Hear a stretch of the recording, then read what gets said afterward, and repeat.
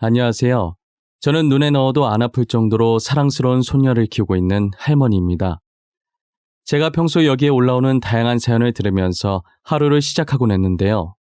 그러다 문득 제 사연도 한번 올려보면 어떨까 싶은 생각이 들어서 이렇게 몇 자 적어보네요.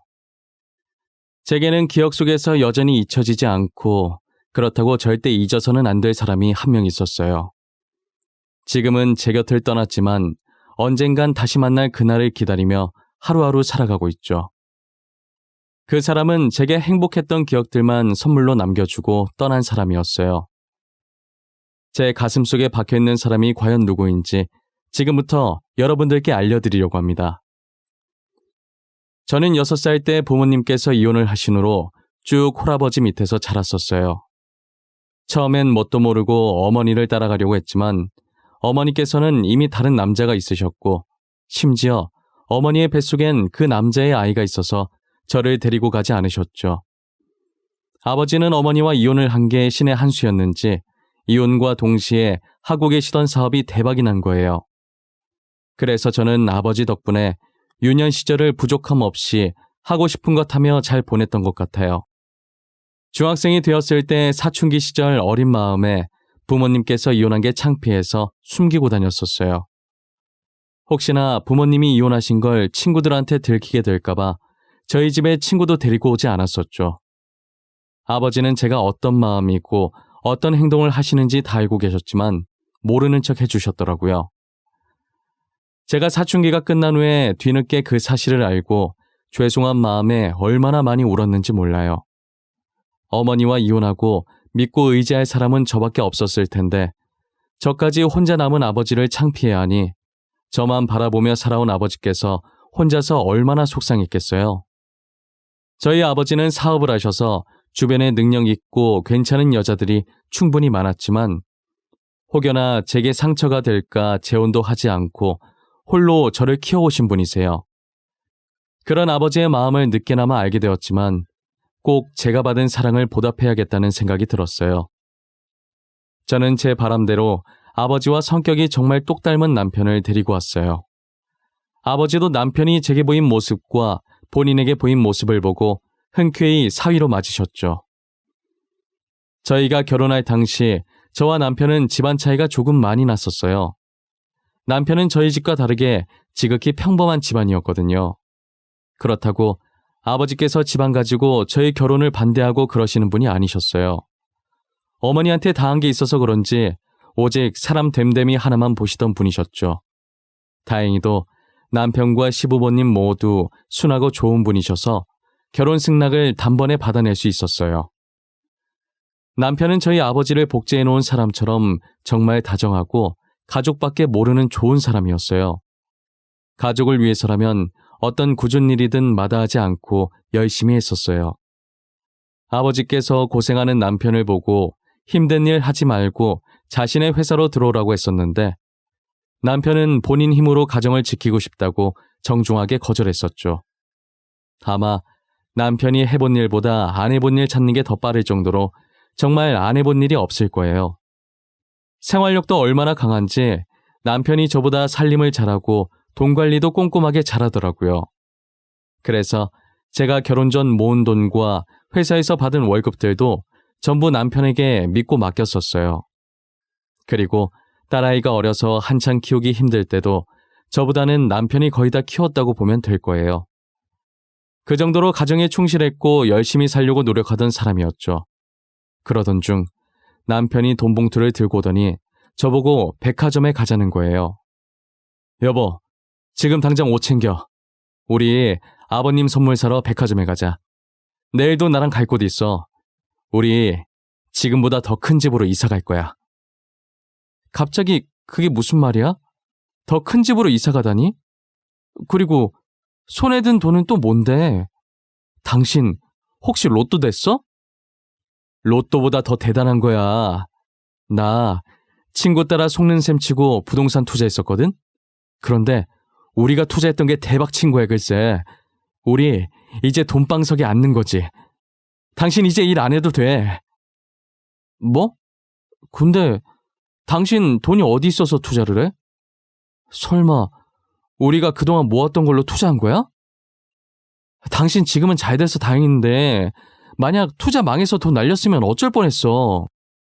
남편은 괜찮은 투자권 들어왔다는 친구 말을 듣고 반신반의했었는데 친한 친구라 속는 셈 치고 저 몰래 그동안 모은 돈을 올인해서 부동산 투자했는데 그게 대박을 친 거예요. 속는 셈 친 것 치곤 많이 투자한 거긴 한데 투자하면서 느낌이 되게 좋았다고 하더라고요. 정말 대박 나서 다행이지 아니었으면 남편은 이미 제 손에 맞아 죽었을 거예요. 남편은 싱글벙글 웃으면서 드디어 친정아버지께 값비싼 선물을 할 수 있게 되었다고 좋아하더라고요.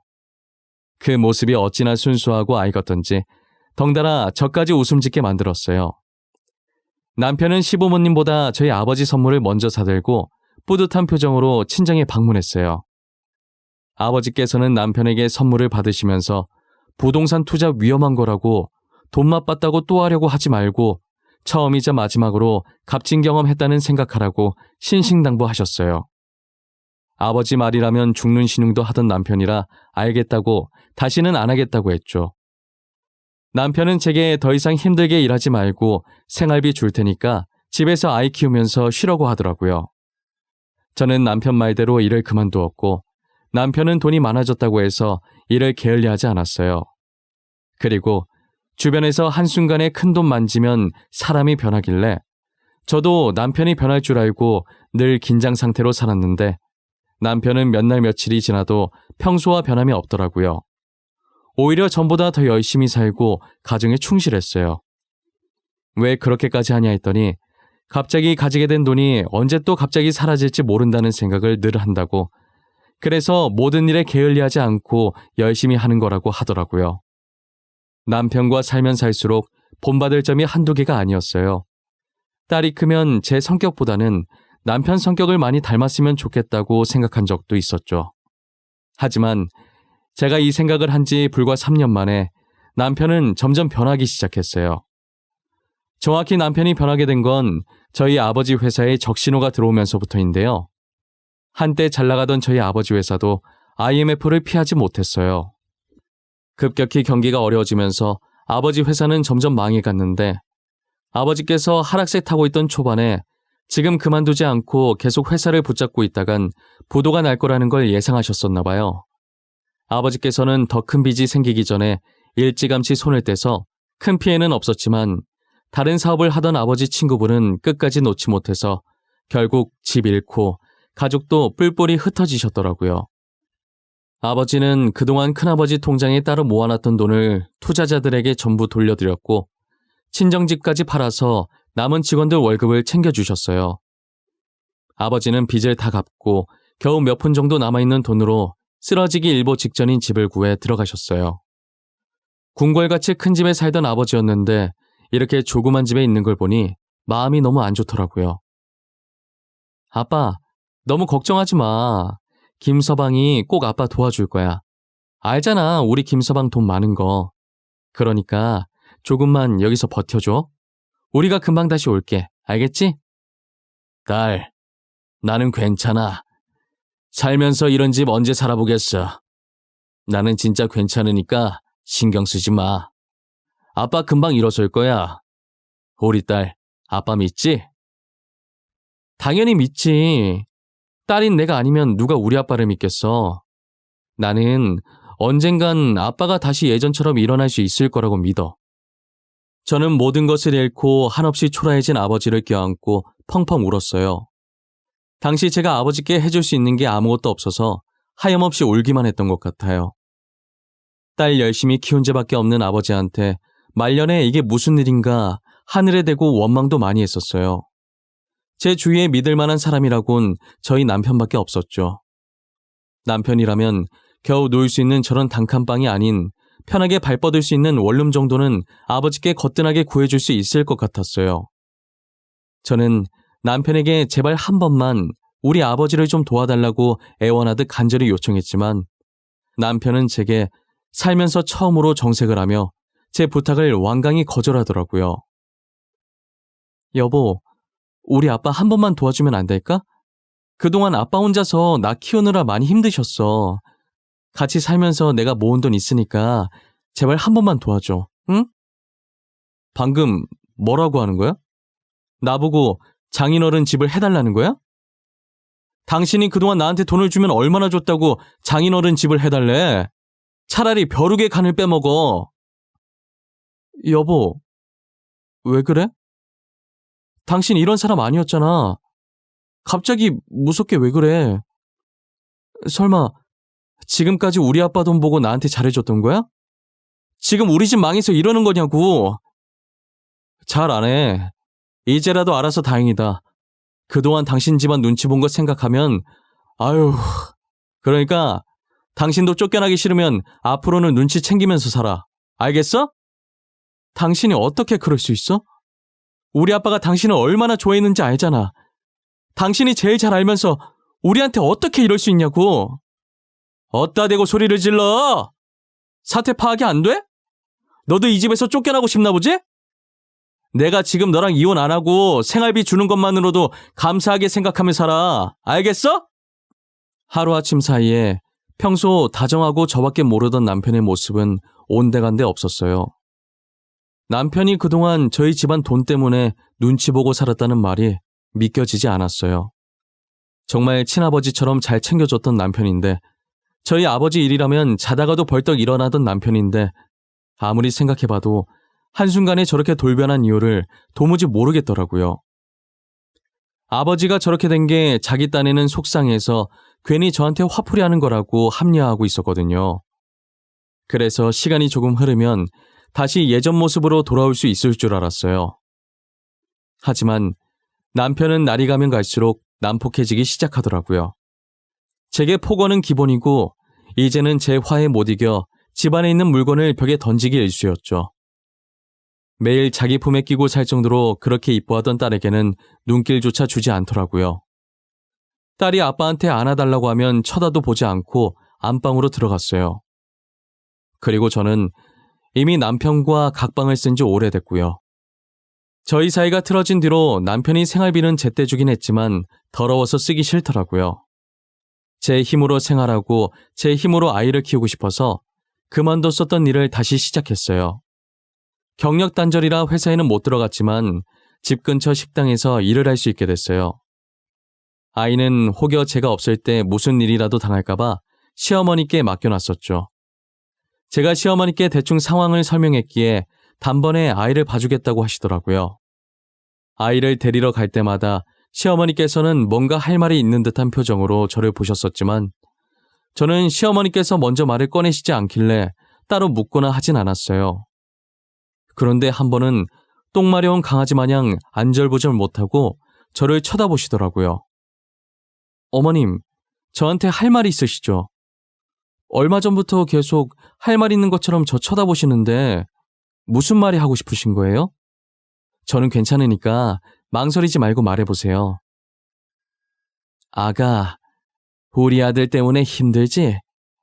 내가 사과한다고 해봤자 당사자가 아니라 용서가 안 되겠지만 우리 아들 너무 미워하지 마.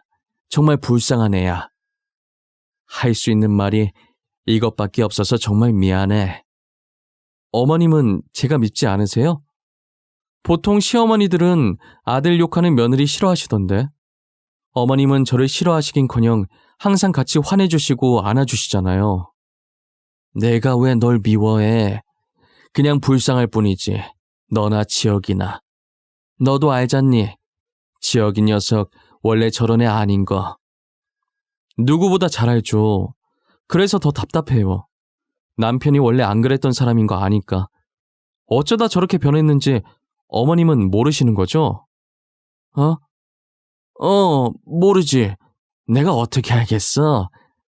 그런데 아가, 혹시 나랑 약속 하나만 해줄 수 있겠니? 훗날 나중에 과거를 돌이켜볼 때 말이다. 그때 우리 아들 지금 모습은 잊고 꼭 좋은 모습만 기억해다오. 시어머니께서는 살짝 눈물을 머금은 표정을 하시고 제게 남편의 좋은 모습만 기억해달라고 하시는데 그때 시어머니의 얼굴이 너무 슬퍼 보여서 아무런 대답을 못했었어요. 당시엔 남편이 뭐가 이쁘다고 좋은 모습만 기억해달라고 하시는 건지 도무지 이해가 안 갔었는데 한참 지난 지금에서야 돌이켜보니 그 말의 뜻이 무엇이었는지 알겠더라고요. 그때 시어머니께서 제게 무언가를 숨기고 있었던 게 분명했는데 더 캐묻지 않았던 게 너무 후회돼요. 계속 캐묻고 진실을 알아냈다면 남편의 마음을 이해해 보려고 노력했을 텐데 싶었죠. 제가 남편과 이혼을 해야겠다고 굳게 다짐했던 적이 있었어요. 남편이 항상 화내고 벽에다 물건 던지고 했지만 집을 나가진 않았었거든요. 그런데 점점 퇴근 시간이 늦어지고 외박하는 일도 잦아지더라고요. 게다가 엄청 미세하긴 하지만 여자 향수 냄새까지 느껴지는 게 이건 무조건 외도라고 생각했죠. 남편이 잘 때 몰래 핸드폰을 훔쳐봤는데 외도 증거라곤 찾아볼 수가 없었어요. 원래도 깔끔했던 사람이라 증거까지 깔끔하게 지운 것 같아서 더 화가 났어요. 며칠 동안 몰래 핸드폰을 훔쳐봤지만 단서라고 할 만한 게 나오지 않아서 남편과 전면 돌파하기로 했어요.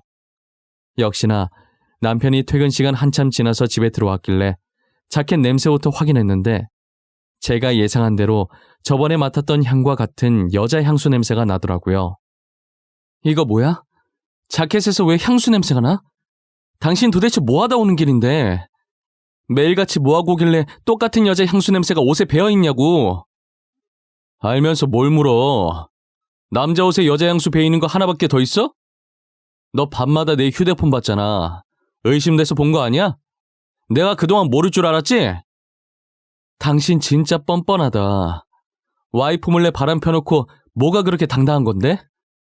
내가 이런 사람이랑 같은 공간에 숨 쉬면서 살았다는 게 너무 소름 끼치고 무서워. 그렇게 소름 끼치면 당장 이 집에서 나가던지. 나도 이제 편하게 살고 싶다. 너가 나가주면 더 이상 눈치 볼 필요 없고 만나고 싶은 여자도 마음껏 만나고 좋지 뭐. 저는 남편의 말에 화가 나서 말은 안 나오고 온몸이 떨리면서 눈물이 차오르는 거예요. 바람핀 것도 모자라서 사람이 어떻게 저리도 뻔뻔하게 나올 수 있냐고요. 과거엔 가족과 일밖에 모르고 늘 다정하고 성실한 줄만 알았던 남편이었는데 이제는 제가 어떤 남자와 살고 있었는지 정말 모든 게 다 연기였던 건지 모르겠더라고요. 저는 눈물을 흘리지 않으려고 이를 악물고 그대로 아이를 데리고 집을 나와버렸어요. 아무런 대책도 없이 홧김에 무작정 집을 나오긴 했는데 갈 곳이 한 군데도 없더라고요. 게다가 딸아이도 오래 걸어서 다리가 아프다고 집에 가자며 칭얼거리기 시작하는 거예요. 저는 딸아이를 안아들었고 또 하염없이 걷다가 익숙한 길에 발길을 멈추고 보니 시댁 앞이더라고요. 시댁 앞에서 들어갈까 말까 한참을 고민하고 있었는데 분리수거하러 나오신 시어머니와 마주쳤고 시어머니께서는 놀란 눈으로 저를 보시고 얼른 들어오라고 하셨죠. 저는 시댁에 발을 들이자마자 참았던 눈물이 왈칵 쏟아지더라고요. 친정아버지는 안 그래도 걱정 많으실 텐데 거기에 제 걱정까지 더해질까봐 차마 친정엔 갈 수가 없었고 결국 제가 찾아온 곳이 남편의 부모님이 계신 시댁이라는 생각에 눈물이 났던 것 같아요. 시어머니는 우는 저를 따뜻하게 안아주셨고 시아버지는 제가 우는 소리에 놀라서 달려오셨어요. 제가 좀처럼 진정을 하지 못하자 시아버지께서는 헐레벌떡 주방에 가시더니 따뜻한 물을 한 잔 가지고 오셔서 제게 건네주시고 딸아이를 안고 거실로 가셨죠. 저는 시아버지께서 주신 물을 마시며 어느 정도 진정이 됐고 시어머니께서는 다 알고 있다는 듯이 아무것도 묻지 않으시고 가만히 제 등만 토닥거려 주시더라고요. 죄송해요. 친정아버지는 가뜩이나 신경 쓸 일 많으실 텐데 저까지 걱정 끼치게 하고 싶지 않아서. 염치 없는 거 아는데 제가 정말 여기 말곤 갈 곳이 없더라고요. 우린 괜찮아. 잘 왔어. 언제든 와도 돼. 자고 가도 되고 당분간 손녀랑 여기서 지내도 되고 너 편한 대로 해. 우린 손녀 재롱도 보고 좋다. 그러니 우리 걱정은 하지 말고 편히 지내. 그럼 당분간만 여기서 지내도 될까요? 딸이랑 살 곳 구해질 때까지만요. 어머님께 이런 말씀 드리기 죄송하지만 저 더 이상은 남편이랑 못 살겠어요. 혹시 이혼하겠다는 말이니? 아가, 우리를 봐서라도 이혼은 안 하면 안 되겠니? 조만간에 학교 들어갈 텐데 아빠 없는 아이 만들 순 없잖니. 안 그래? 어머님, 그 사람 지금 다른 여자 있어요. 저 몰래 다른 여자 만나고 있다고요. 이미 저랑 자식을 버린 인간이에요. 그런데 어떻게 계속 애 아빠로 둘 수가 있겠어요? 시어머니는 자식 잘못 키운 자신의 잘못이라고 미안하다고 하시면서 딸을 봐서라도 이혼만큼은 하지 말아달라고 제게 간곡히 부탁을 하시더라고요. 남편 없는 셈 치고 제가 뭐라고 살든 상관없으니까 제발 이혼만은 하지 말아달라고 하시는데 시어머니께서 왜 그렇게까지 부탁을 하시는지 저는 도무지 이해가 안 갔어요. 이혼하고 각자 사는 거나 이혼 안 하고 각자 사는 거나 똑같은 거 아닌가 싶고 오히려 이혼하고 사는 게 더 깔끔하고 마음 편하지 않나 싶었거든요. 계속되는 시어머니의 설득에 저는 결국 이혼을 하지 못하고 있었어요. 딸아이가 지금 너무 어리니 조금 더 크면 이혼을 하기로 마음먹었죠. 너무 제 생각만 하고 이혼을 했다간 딸이 이혼 가정이라고 친구들한테 놀림받을 것 같고 그러다 보면 딸이 상처받을 것 같다는 생각에 이혼을 미루게 된 거예요. 딸아이가 없었다면 시부모님께서 아무리 제게 부탁하셔도 저는 바로 이혼을 했을 것 같아요. 제가 시부모님 댁에서 지낸 지 이제 2주 정도 됐을 때쯤 저희 친정아버지 생신이 다가온 거예요. 저는 생일상을 차려드리기 위해 아침부터 부랴부랴 장을 봐서 친정아버지께 갔어요. 일부러 제 몰골 보면 신경 쓰이실 것 같아서 남편과 사이가 안 좋아지고 나서 보질 못했었어요. 아버지 회사 망하면서 뒤늦게 고생한다고 많이 야위어진 건 아닐까 엄청 걱정했는데 제 걱정과는 다르게 얼굴에 윤기도 흐르고 살도 조금 찌셨더라고요. 아빠 고생하는 줄 알았더니 아닌가 보네? 살 너무 찐 거 아니야? 얼굴 반질반질한 게 윤기 흐르는 거 봐. 되게 잘 살고 있네? 괜히 걱정했잖아. 내 걱정은 하지 말라고 했잖아. 나 혼자서도 엄청 잘 먹어. 사업했을 때보다 더 잘 먹는 것 같다니까. 그러니까 제발 내 걱정은 하지 마. 잘 먹는다니 다행이네. 근데 저 머플러는 뭐야? 누구한테 받은 거야? 내가 제일 먼저 생신 축하하러 온 거 아니었어? 딸님이 분발해야겠네. 이거? 친구가 어제 간만에 친구 만났는데 내 생일인 거 기억을 하더라고. 그래서 선물이라면서 줬어. 참, 내가 살다가 남자한테 머플러 선물을 다 받아본다니까. 그래? 근데 아빠 생신이라고 들떴나 봐? 흥분해서 말 더듬네. 늙으면 애 된다더니 우리 아빠 벌써 애 됐나 봐. 아버지께서 선물 받은 머플러를 해보면서 저를 향해 입은 웃고 계시지만 반대로 눈은 참 슬퍼 보였어요. 무슨 일이 있는 것 같아 보이지만 생신이니까 기쁜 날 분위기 망치고 싶지 않아서 못 본 척 넘겼어요. 간만에 아버지와 둘이서 나란히 앉아 오붓하게 생일상을 먹고 이런저런 이야기를 나누다가 그날따라 이상하게 자고 가고 싶어서 아버지 집에서 하룻밤 잤었어요. 그러고 다음날 아침 일찍 휴대폰이 시끄럽게 울리기 시작했고 번호를 보는 순간 쎄한 느낌이 들었어요. 조심스럽게 전화를 받았는데 스피커 너머로 다급한 여자의 목소리가 들리더라고요. 제게 전화를 건 사람은 대학병원 간호사였고 남편이 지금 의식을 잃은 채 구급차에 실려왔는데 상태가 심각해서 위급한 상황이라고 하는 거예요. 저는 그 말을 듣고 놀란 나머지 신발도 제대로 신지 못하고 택시를 잡아서 바로 병원으로 향했어요. 병원에 도착하자마자 급하게 아무 간호사나 붙잡고 남편 어디 있냐고 했는데 지나가던 다른 간호사가 남편 이름을 듣고 아내분이시냐면서 저를 끌고 가더라고요. 저는 한 침대 앞에 도착했고 침대 위에는 하얀 천에 덮여있는 한 남자가 있었어요. 간호사는 제게 남편이 암 말기였고 제가 도착하기 직전에 사망했다고 하더라고요. 사망한 지 얼마 안 되어서 지금 말하면 남편이 들을 수 있을 거라고 말해보라는데 입이 안 떨어지는 거예요. 말을 못하고 주춤거리는데 곧이어 시부모님께서 도착해 하얀 천에 덮인 남편을 보고 대성통곡을 하셨죠. 시어머니는 한참을 울다가 쓰러지셨고 저는 꿈일 거라고 아니라고 되뇌면서 병원을 나왔던 것 같아요. 저는 곧장 저희가 살던 집으로 향했고 아무도 없는 텅 빈 집에서 꽤 오랫동안이나 남편 이름만 외치면서 여기 있는 거 다 아니까 장난 그만 치고 나오라고 소리쳤던 것 같아요. 아무리 불러도 남편의 대답은 들리지 않았고 저는 힘없이 그 자리에 주저앉아 버렸죠. 주저앉아 울고 있다가 무심결에 바닥 쪽을 봤는데 쪽지 하나가 화장대 밑에 들어가 있더라고요. 일어날 힘도 없어서 화장대까지 기어가 손을 화장대 밑으로 넣어서 쪽지를 빼냈어요. 꼬깃꼬깃한 쪽지를 펴니 삐뚤빼뚤한 남편 글씨체가 한 페이지 가득 차 있더라고요. 죽기 전 고통을 참아가며 펜을 쥐고 써내려간 제게 남긴 마지막 편지 같았어요. 남편은 간호사가 말한 대로 암 말기 판정을 받았더라고요. 그가 암 판정을 받은 날짜는 저희 아버지 회사가 망한 날이었어요. 남편이 이제껏 제게 했던 행동들은 일부러 자신한테 정을 떼게 하려고 한 것이었죠. 아버지가 잘 지낼 수 있었던 것도 남편이 그동안 아버지 생활비까지 계속 대주고 있었던 거예요.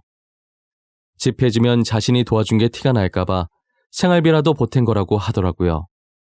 시부모님께도 저희 아버지께도 암 사실을 밝히고 저한테는 비밀로 해달라고 한 거예요. 전날 아버지께 머플러 선물해줬던 사람도 남편이었죠. 그 와중에 아버지 생신은 축하해드리고 갈 수 있어서 다행이라고 적어놨더라고요. 제가 그 부분을 읽고 얼마나 울었는지 아무도 모를 거예요. 남편은 죽기 전날까지도 저희 아버지와 제 걱정뿐이었어요.